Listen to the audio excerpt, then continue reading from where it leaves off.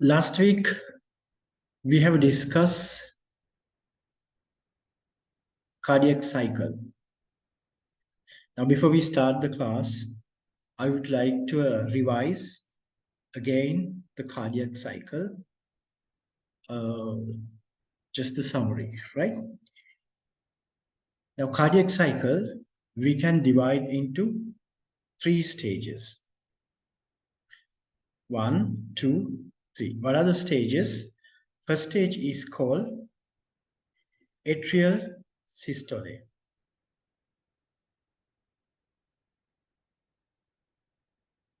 Then the second stage,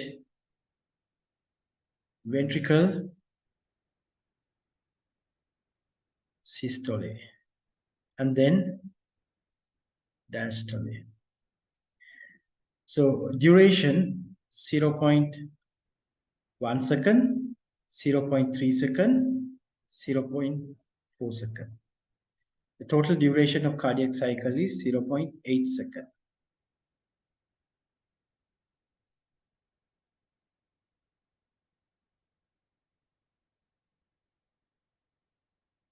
Let's look briefly what is happening each stage. So I take one side of the heart, atrium, ventricle, and this could be aorta or pulmonary artery. Now during atrial systole, blood is moving from atrium to ventricle. So here we should remember atrioventricular valve is open, the semilunar valve is closed. Semilunar closed, AV open. At one point, atrium start to contract. When the atrium start to contract, then remaining blood in the atrium moving to the ventricles. Now why atrium contract? Because we have learned previously the SA node make the impulses, and then the depolarization spread all across the wall of the atrium. So atrium contract, then the blood move to the ventricles. Then the next stage, ventricular systole.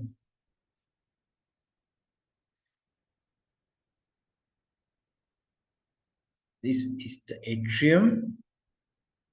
That's the blood vessel. Now ventricular systole start as a result of the impulses arriving from AV node, then pass to the SA node. First is SA node, and this one is the AV node, and then it passes from the bundle of His to the Purkinje fiber or Purkinje fiber.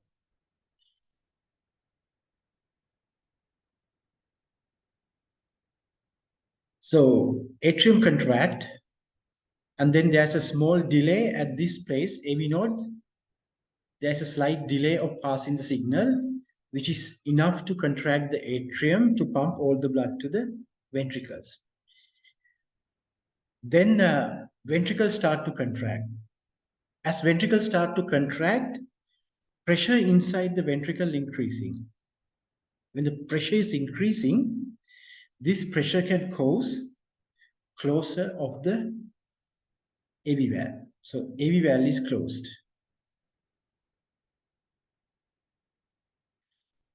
When pressure is increasing more and more, the pressure open semilunar valve. Then after that, blood is going out of the heart. Blood is moving out of the heart.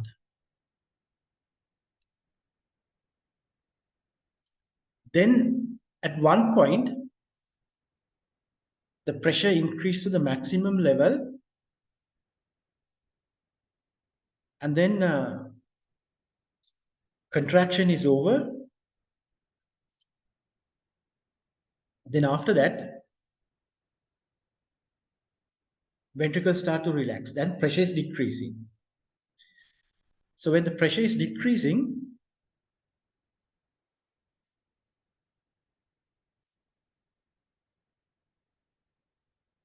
semilunar going to close and AV valve is going to open.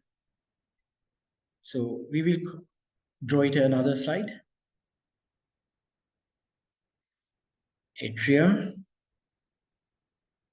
ventricles, the blood. So when the pressure is decreasing, this valve closed and this valve is open. As long as this valve open, what we can observe, the blood is already start to fill into the atrium. When the ventricle is contracting,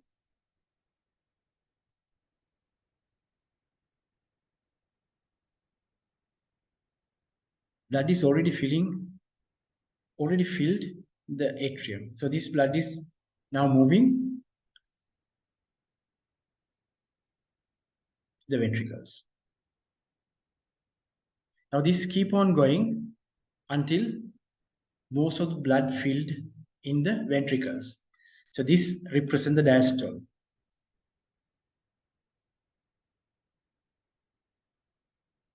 So these are the three stages of cardiac cycle: atrial systole, ventricular systole, and diastole.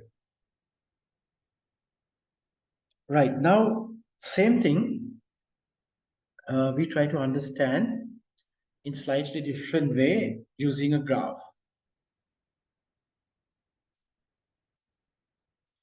For that, I take for this side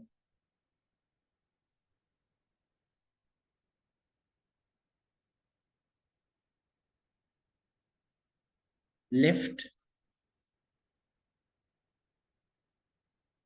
ventricular pressure. This side is the volume of the left ventricle.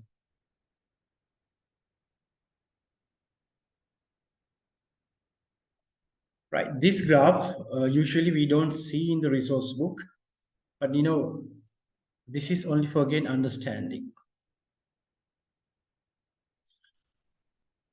Okay.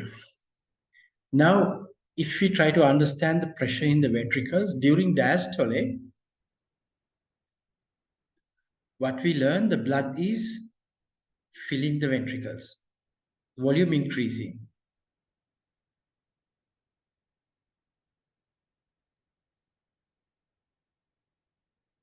So ventricular volume increasing because at diastole, like this, blood is filling. And if you go to the atrial systole, atrium contract. Atrium contract means blood is pushing forcefully to the ventricles. For that, we can show something like this.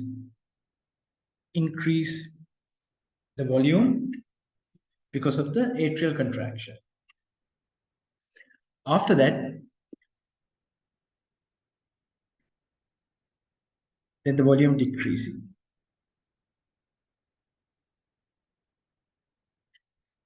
Now, if we add what is happening here, this is diastole. And this represents atrial systole.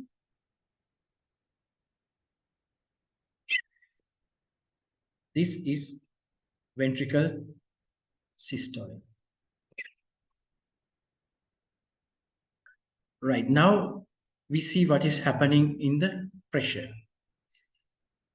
Diastole, blood is filling. We are not expecting any pressure, otherwise blood cannot fill if the pressure is high.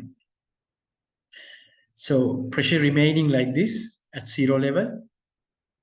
And now here, when it comes to the atrial systole, the atrium contract and forcefully push the blood into the ventricles. So then we can expect slight change of the pressure because of the ventricle atrium contraction. Then after that, ventricle contract, ventricle pressure is increasing.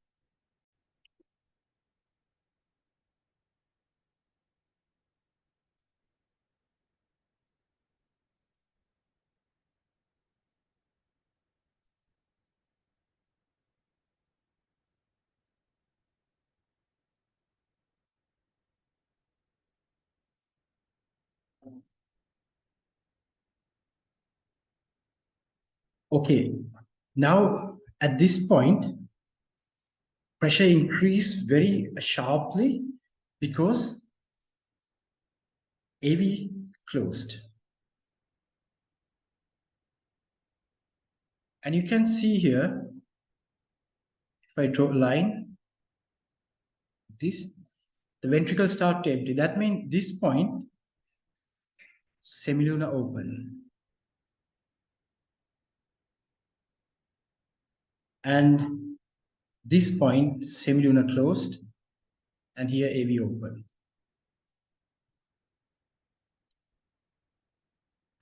This is another way of showing what is really happening in atrial and ventricle during cardiac cycle. Okay, so that's the end of cardiac cycle. Last week we have learned cardiac cycle, and today again we revise for better understanding.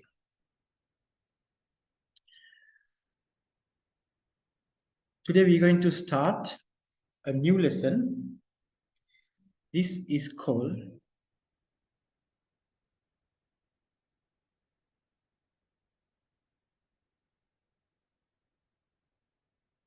electrocardiogram, ECG. Right. What is ECG? Why it is important? And what is the outcome of ECG? You will get only the introduction to ECG. Okay, first thing,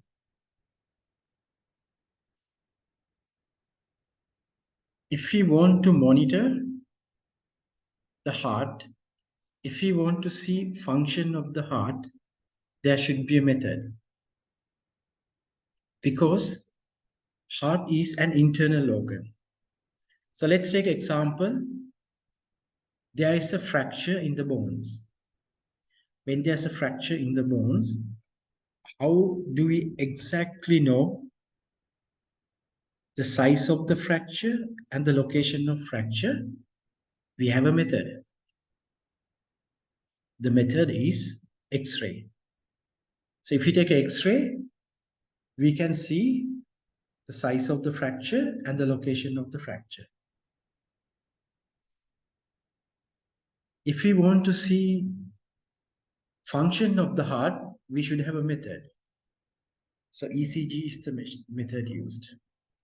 So then we will make a clear conclusion to check the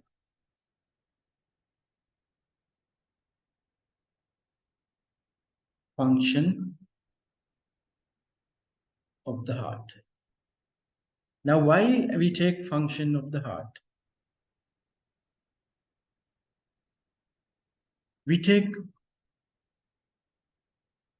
a look function of the heart if the cardiac cycle is not smooth. So we should expect cardiac cycle in a rhythmic way. So let's say this is a cardiac cycle. Contract and relax, contract and relax, contract and relax, contract and relax, contract and relax. So we can see this kind of a rhythmic graph if the heart is really functioning. but this function is altered, we don't see this kind of a smooth curve. For that, we can look ECG. Now, what is ECG is actually checking? Okay.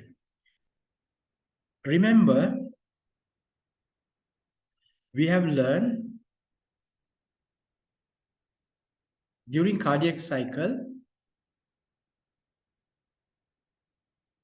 SA node, AV node, and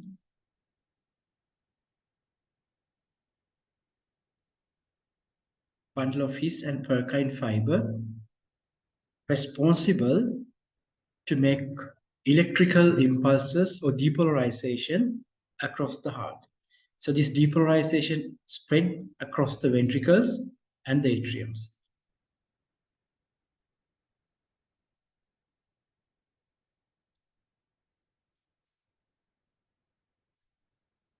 Right, now this depolarization can be detected if we can place electrodes at different parts of the body. Now look at this patient. You can see many electrons placed. This is a one electrode. This is a one electrode. This is a one electrode. This is another electrode. There are 6 electrodes placed here. And you can also notice there are electrode placed at ankle level. So these electrical impulses can be detected at different places of the body. So it is a quite complex process, the placing the electrode, at which place they're going to place the electrode, and what kind of a thing they're going to notice from this ECG is helpful to find any abnormalities of the function of the heart.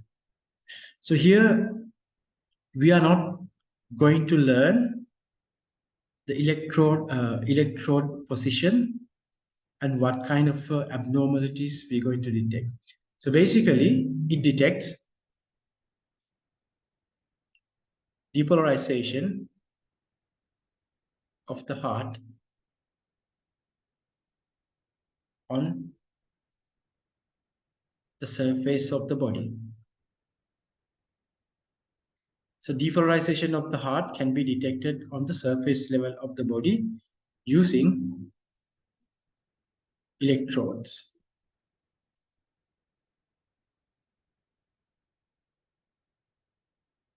So ECG is useful to find the function of the heart, and it detects this depolarization of the heart during the cardiac cycle at various places of the body using the electrodes. Okay, now we will check how one cardiac cycle looks like if we detect using a ECG. So this is a y-axis. What we detect, y-axis voltage change. And this is the x-axis. X-axis we detect the time and the voltage.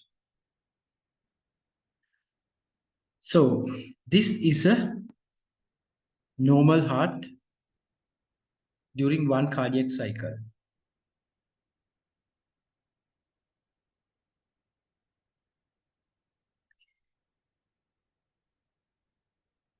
Here it goes like this, and we can detect some kind of a voltage change like this, and then it goes like this, and then goes down, and then again up, and then again down, and then again up, and then again like this. End. So up to here, let's say it's a normal heart. So we know one duration of one cardiac cycle is 0.8 seconds. So this should be then 0.8 second. Right. It shows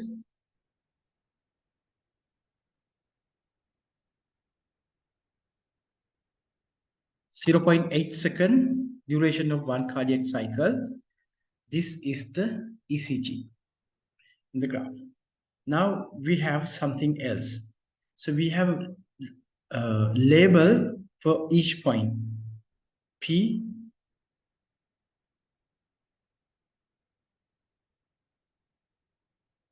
and then this down peak is Q, and then up R, and again down one S, and this one T. So whatever up or down, we can see peaks. So we have given a label to these peaks. So this one is a P, this one is a Q, this one is a R, this one is S, this one is a T. P, Q, R, S, T. Okay. Now there's another thing we can detect. That means there is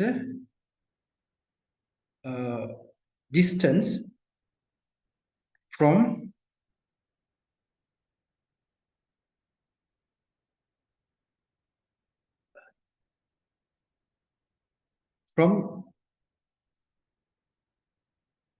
here to here. So we take this distance. So this distance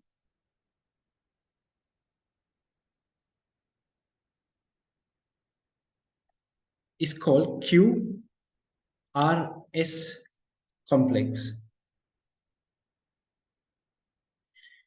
So QRS complex is this distance. And here S is detected at this point, and this one, that means end of S at normal position, like normal S ended in normal place here, and T at normal place here, ST segment. ST segment. And then P wave end here, and Q wave Q start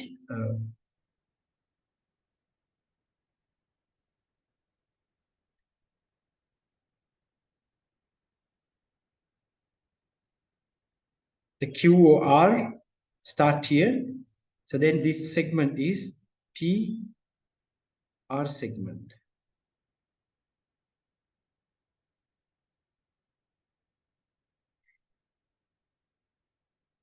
And from distance from here to here is called PR interval.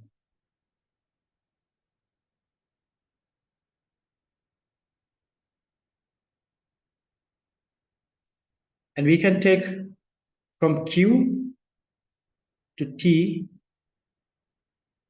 Q, T interval. So any distance with this PQRST we can measure, and we can give PR, QRS, ST like this, the letters, distance of the letters given to make segments and intervals.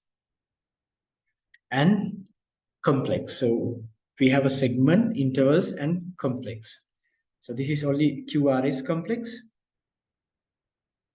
QRS complex is quite bigger. That means it has higher voltage. The voltage is going up and down. Fluctuation is very high QRS complex. And P and T are kind of too small voltage change. So this is the typical ECG graph.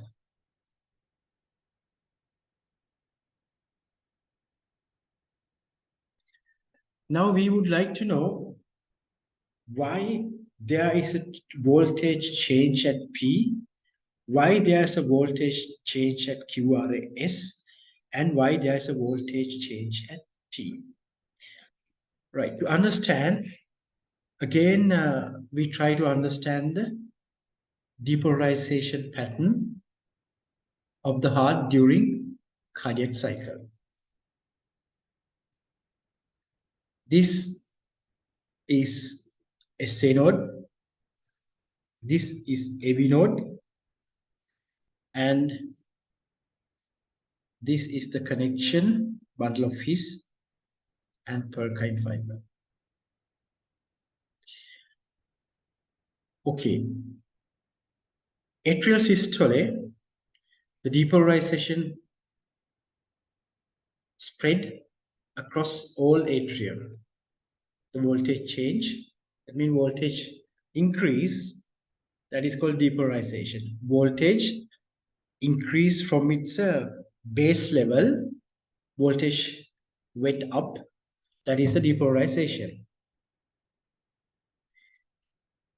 Now this P represent depolarization of atrium.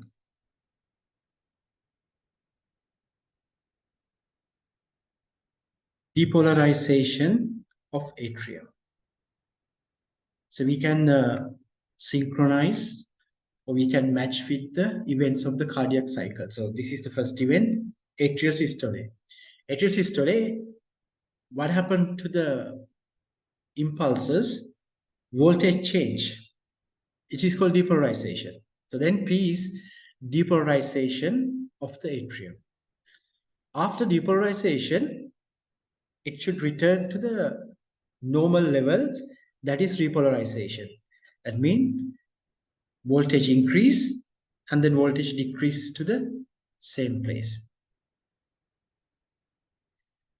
Then where we can see this voltage change, where do we see repolarization of the atrium? Now in ECG, remember, we don't see repolarization of atrium.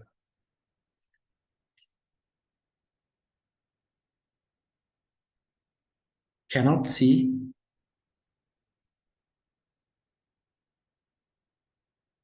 repolarization of atrium. Why? Why we can't see repolarization of atrium? Okay, to answer that question, we will see what is QRS. Now QRS complex, the whole complex represent next event. What is next event? Next event is it goes to the AB node, and from AB node through bundle of His and Purkinje fiber, the depolarization spread all across the ventricles. So QRS represent depolarization of ventricle. Depolarization of ventricle.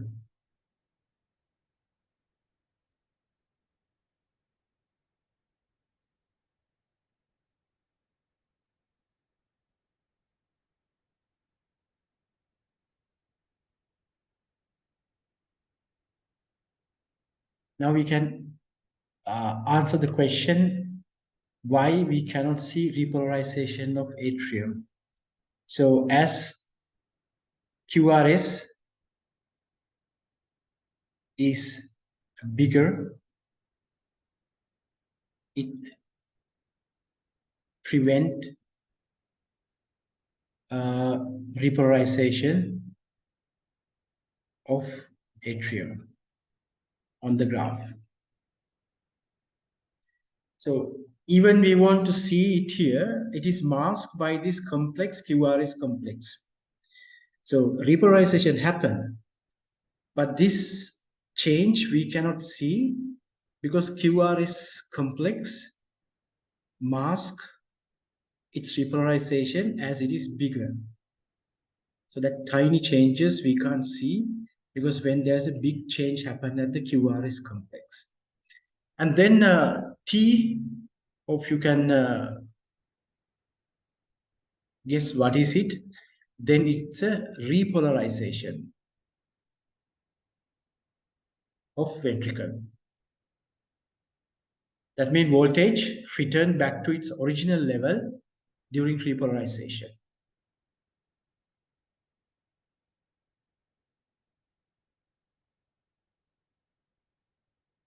So this is the typical ECG graph, and we can see the time and we can see the voltage. So if we take a different ECG and if we detect the changes of the ECG, that means the segments are shorter, segments are longer, and the QRS complex peaks are different. This all gives depolarization and repolarization and total cardiac cycle of the heart. So doctors, cardiologists, they can detect any abnormalities of heart by analyzing different patterns of these peaks and different length of the peaks and comparing a total length of the cardiac cycle for different cardiac cycle in the same ECG, they can detect many abnormalities of the heart correctly. What is the problem of the heart? In our syllabus, we are not going that far. We try to understand basic ECG graph, PQRST complex, what represent P, what is QRS, what represent T. And these peaks are responsible at different stages of the heart for depolarization and repolarization. Okay, next. We are coming to another important lesson. This lesson is about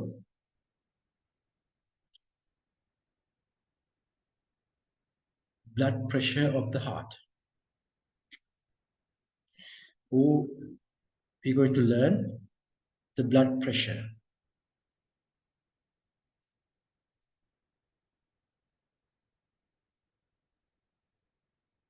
Okay, first of all, we should understand what is blood pressure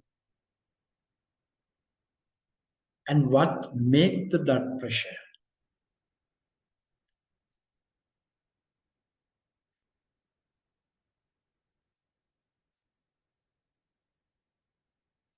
Right, to understand this,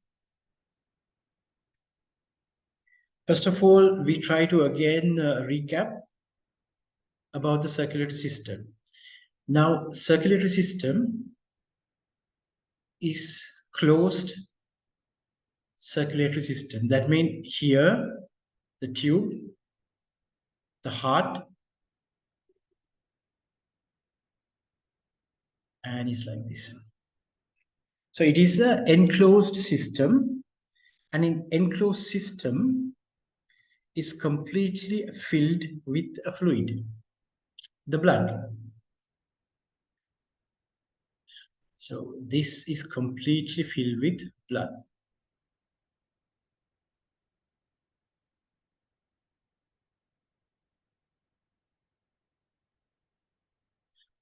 Okay, now we can understand if there is a tube like this and filled with the fluid, there is a force on the wall.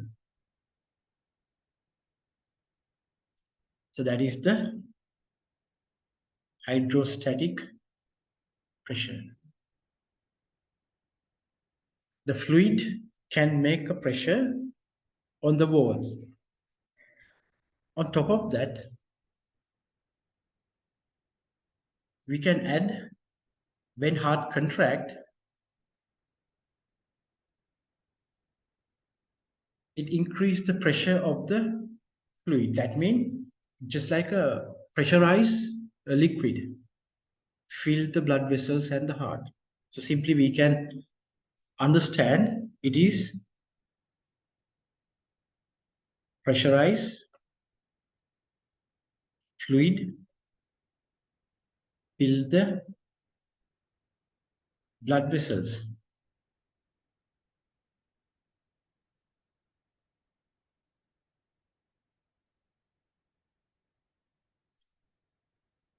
Okay. Then is the pressure same at all the places? To answer that question, we should first understand the pressure is mostly coming from the heart.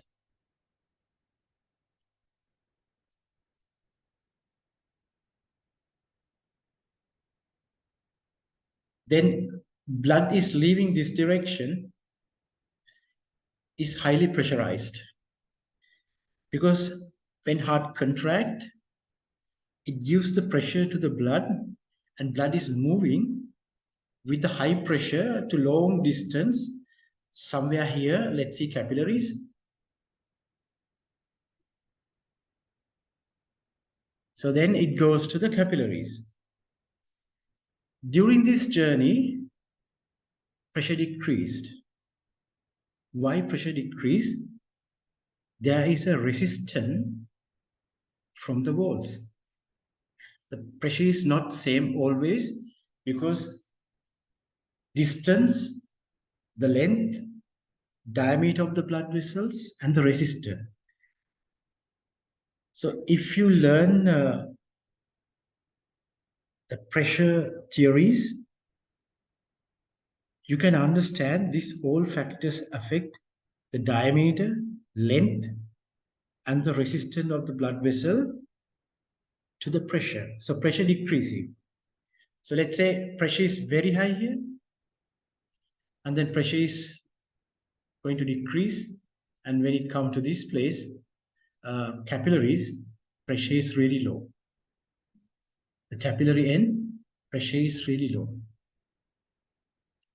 After that, it is starting the veins. So when it comes to the vein side, the pressure is completely low, and blood is coming from veins to the heart through the muscle contraction, skeletal muscle contraction. It squeezes the blood, and the blood is squeezed forward to reach the heart. So this kind of a thing, we overall say blood pressure. So we just refer this as a blood pressure. So if we go to the cardiac cycle, we have learned in the graph atrial systole, left ventricular pressure slightly increased, and ventricular systole, pressure again goes up, then pressure decrease.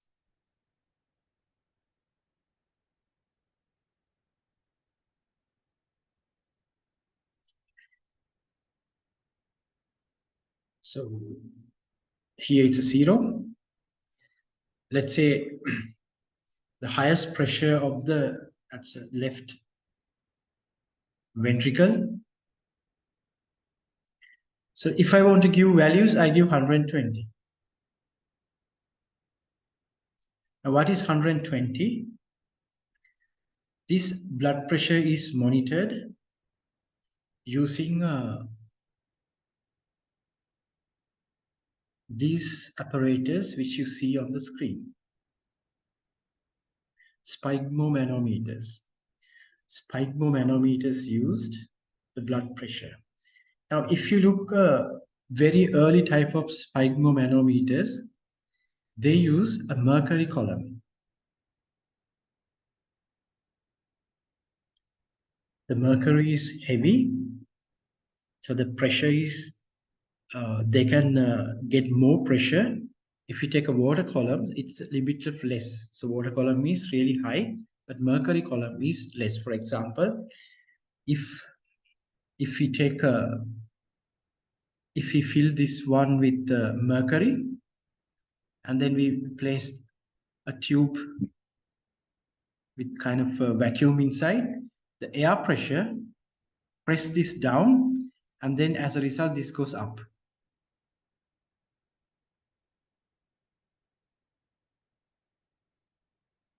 So we can measure the air pressure, atmospheric pressure, using this kind of a mercury column, because pressure is applying to the mercury, and then mercury pressure is increased here and it goes up. So that's why we use here mercury column. And the length we measure here in millimeters.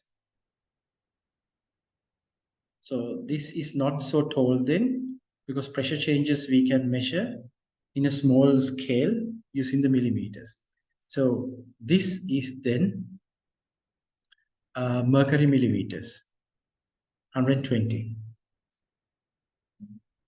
So this is the highest pressure we can observe in the left ventricle. Right, can you remember? This is the atrium, this is the ventricle, and this is the blood vessels, either aorta or pulmonary artery.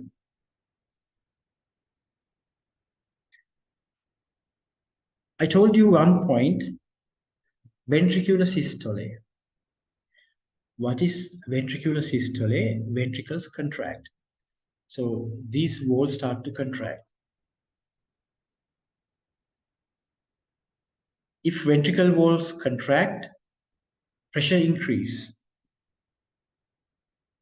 Pressure increase, and then pressure is going from 0 to 120.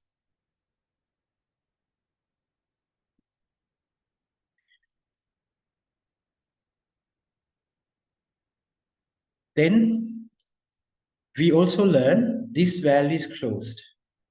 Semilunar valve is closed.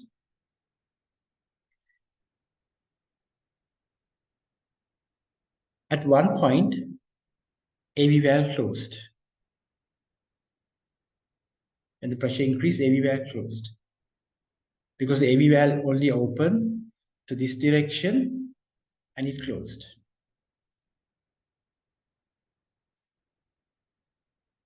Now pressure is coming something like 80 mercury millimeter. And this pressure is equal with the other side. That means the pressure inside here and pressure inside the blood vessels, aorta or pulmonary artery, is same. Because aortic pressure is 80.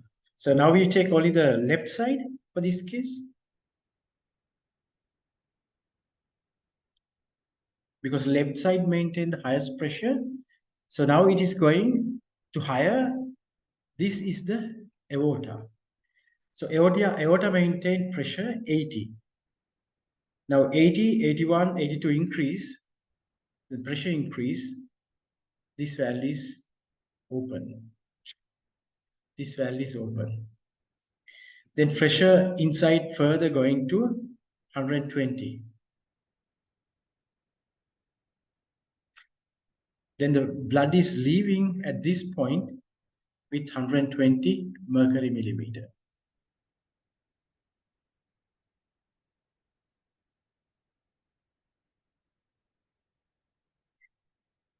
So blood is leaving from the atrium with 120 mercury millimeter. Then if we take a, If we measure the blood pressure, let's say somewhere here it's going like this.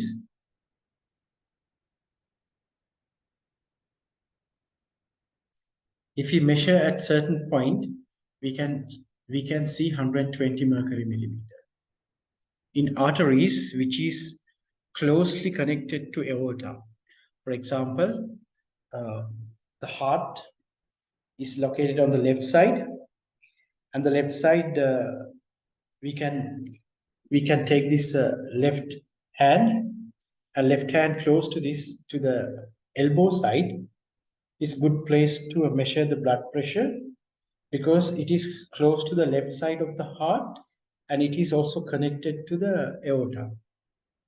So then the pressure is still we can measure at this place, which is very close to aortic blood pressure. Okay, then if you want to see aortic blood pressure, if you want to add this on the graph, aortic blood pressure is, it's 100, it's maintained as close to 80. But when blood pump from left ventricle to the aorta, aorta's pressures also increase, and then again back to its normal 80. At one point, this is closing. So when the ventricle relax, now it's 120, ventricle start to relax. Then it again come to 80. So when it come to 80, this value is closed. And this blood pressure can be also detected, and this blood pressure can be also detected. So this two pressure, blood pressure, is considered as systolic, and this one considered as a diastolic blood pressure.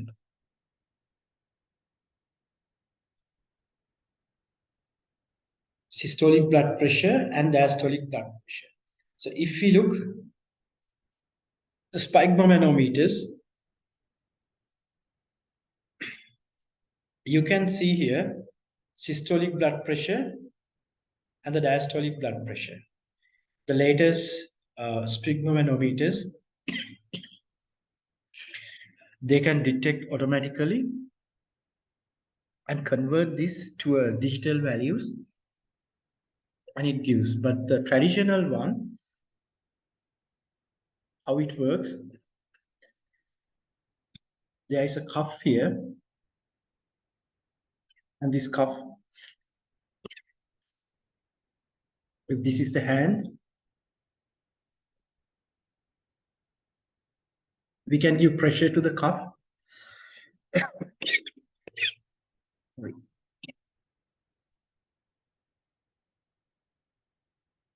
And doctor is placing the stethoscope here.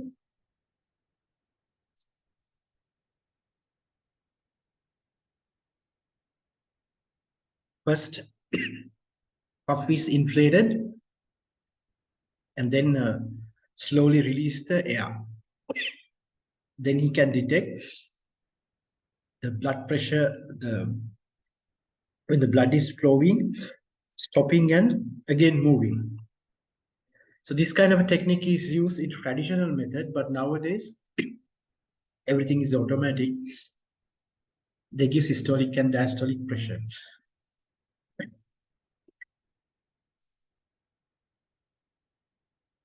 So normal blood pressure, healthy person, 120 and 80.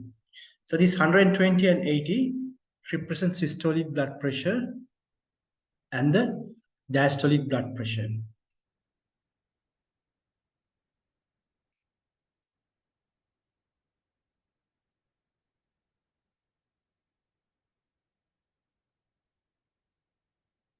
Okay, next, we're going to see, is the blood pressure same, or is the blood pressure changing? Why it is changing? What is the problem if the blood pressure is changing. That means it can increase or it could decrease. So we are not expecting to both direction to change. We would like to have the blood pressure at 120 systolic, 80 diastolic blood pressure. So change of the blood pressure is not a good sign. Change of the blood pressure in a certain level is not a good sign. So what is this certain level then? To understand the certain level, if we monitor the blood pressure of a healthy person throughout the day, we can expect this kind of changes. So let's see, y-axis is a blood pressure. So we can still use unit mercury millimeter. So it should be 120 systolic. It should be 80 diastolic. Right. Now, if we see the activities during the day, so let's say a person waked up, and then after waked up, then he's doing his daily activities until lunch. Then after lunch, then again activities until dinner time. And then he sleep. And then again next day, waked up. So this should be 6 a.m. in the morning. This should be 6 p.m. And here maybe 12. And here again 6 a.m. next day. That's 24 hours. So this is 24 hours time. How we can detect the blood pressure, right?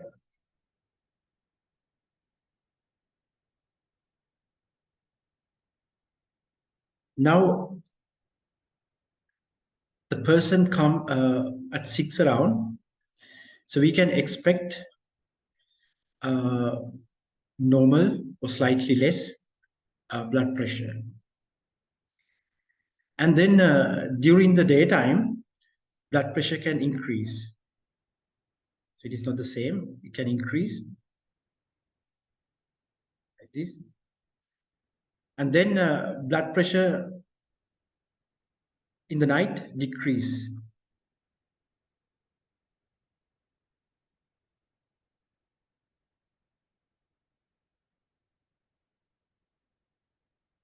So daytime it's high, nighttime it's less. Right. So we try to get a little bit more details. Now let's see.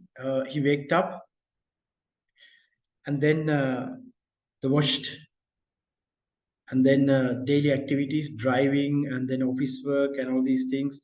Maybe he's doing sports, and then evening come back home and doing some work, and then he start to sleep. Then it decrease, and again it can increase when the things start next day in the morning. So diastolic blood pressure, we can also expect similar things. So if this happened, could increase a little bit, and then again slightly change diastolic pressure together with systolic pressure, and then again is less. So diastolic pressure is also matching with the systolic pressure. It can increase and then fluctuate, sports.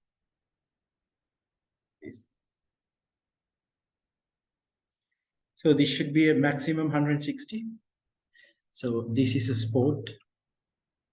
This may be a washing, driving, office. Just I added something, right? Some activities. What is he doing? Washing, office, driving like this, sports, and then watching TV here, like this kind of a thing. So it could change during the day. This is a blood pressure of a normal person that could be changed during the day, could increase and decrease.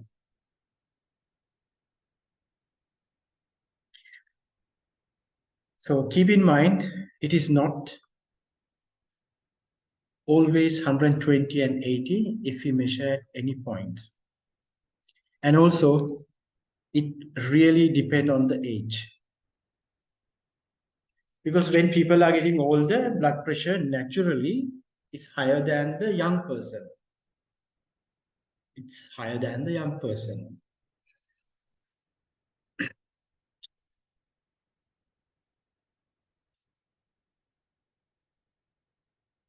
Next, we're going to see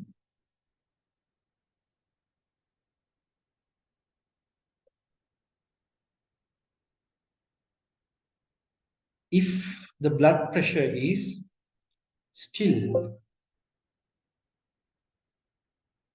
changing in a bigger way.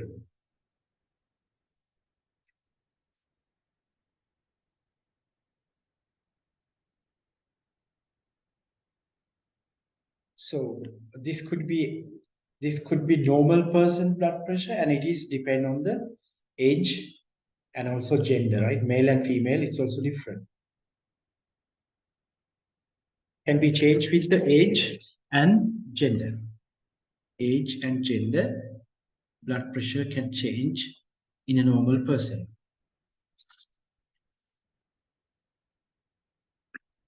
And also, it could increase when you get angry, stress, emotions. So they can also increase blood pressure at certain point. But this one is quite a normal. There's no problem with this.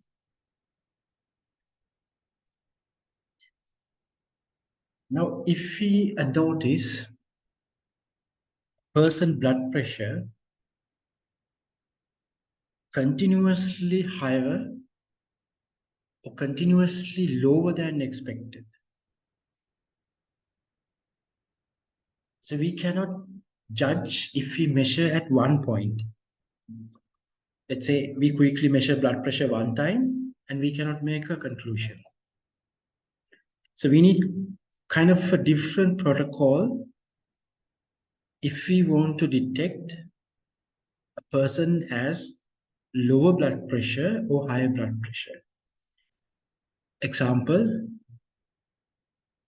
blood pressure is taking at different intervals and we can find some kind of a mean blood pressure calculation.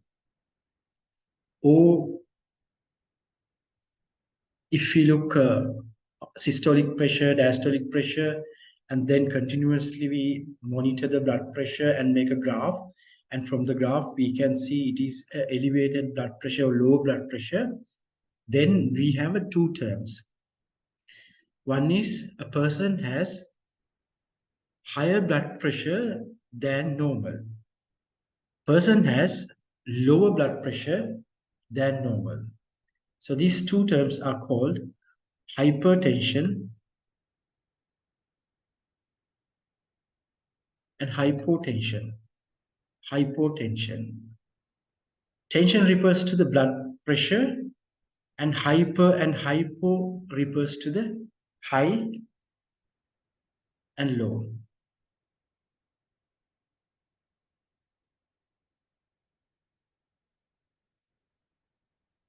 So we're going to learn why people develop high blood pressure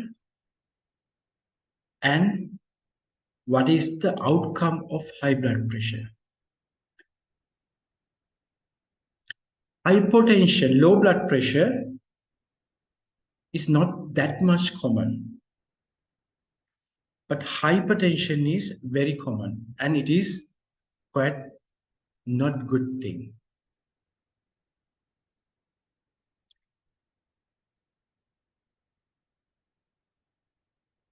Okay, let's see. The blood pressure is really higher than normal. With the age, it is a little bit higher, but we have a guidelines to detect hypertension. So hypertension is, they have a guideline like early hypertension, the hypertension, and really a higher level of hypertension. Like these guidelines are there. Once it is detected, then the person is called a hypertension, a patient. High blood pressure, that's not a good indicator. First of all, we look what cause to increase the blood pressure. What is the consequence of increasing blood pressure? So when it comes to causes, reason for high blood pressure.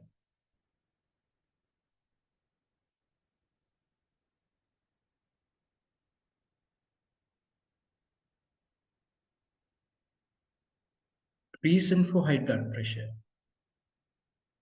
Right. Number one thing we would like to write, it is multifactorial.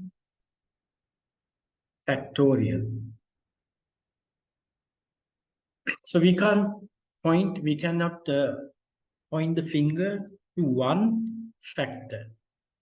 This is the exact cause for high blood pressure. It is coming with the different factors. So it is coming with different factors. So how we can understand uh, the reason for high blood pressure? We take this example. Now this man,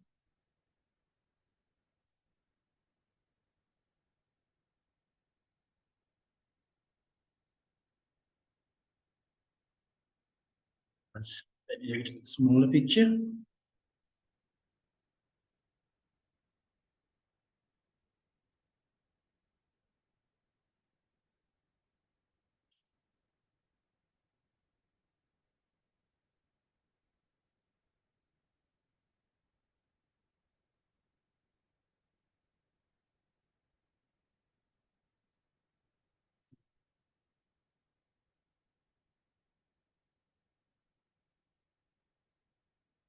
Yeah, he has a tie.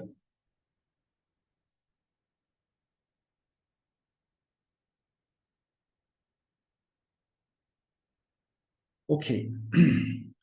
So if you take an example of this kind of a person,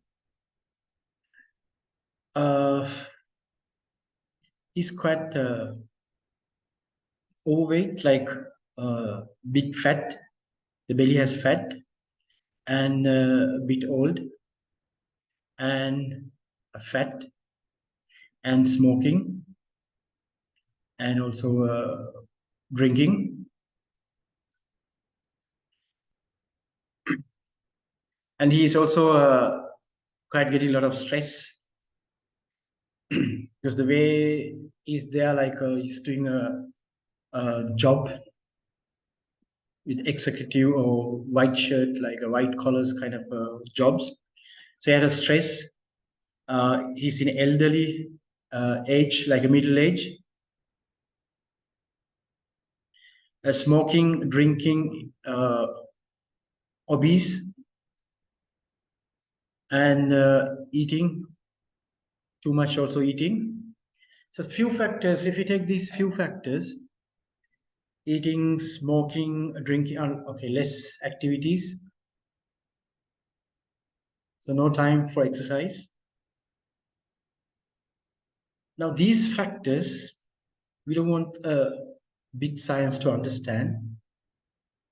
It's not a one. So people will never have one factor. They have a multifactorial. As a result, we can't judge what is the exact cause for high blood pressure.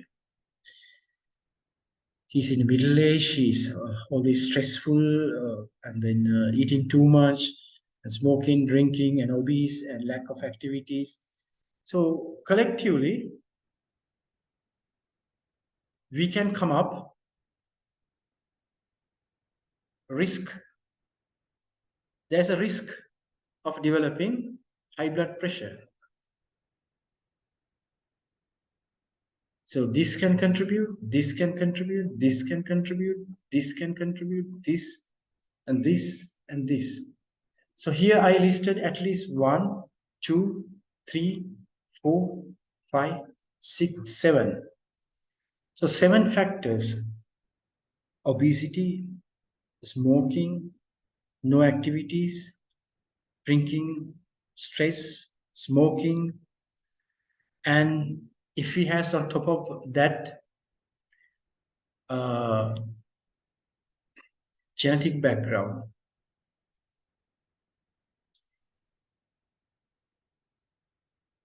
So the family is known to be have a high blood pressure. That is a genetic background. This also contribute.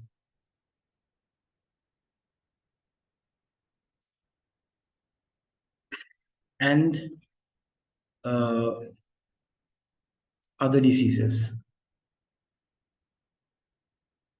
Any other diseases like diabetes is also not good. Other diseases like diabetes and genetic backgrounds. So how many now? 7, 8, and 9. So 9, 10 factors we listed here. And you know, sometimes the too much salt is also not good. 10. Or too much fat, oily food, cholesterol, 11. So these are also not good. But the thing is, this is lifestyle of a person. This is lifestyle of a person. He's not doing anything bad. His lifestyle is this. Many people in our society, lifestyle is this. So it is lifestyle related disease then. Mostly lifestyle cause this kind of changes higher than if person is having a normal life. I mean, if we want to bring it back to normal, we should have a zero stress. We should be younger always. We have less salt intake. So we do sports, physical activities, and genetically we have no background, and we are lean body, not obese, and no smoking, no drinking, and carefully eating. But still, there's a risk of developing high blood pressure, but that's less. It's very less. So we call risk mean we are playing with 0 and 100. So we cannot say no one has 0 risk, no one has 100 risk. We can't judge. If we have this kind of 11 factors, the person developing hypertension is very close to this same. If a person is get rid of many factors here, then the person risk is close to this. That means it's not 0, but 1 out of 100 years. So you can understand if less, 1 may be out of 100. And many factors, this may be 1 out of 30. Sorry, 100 out of 30, 30%.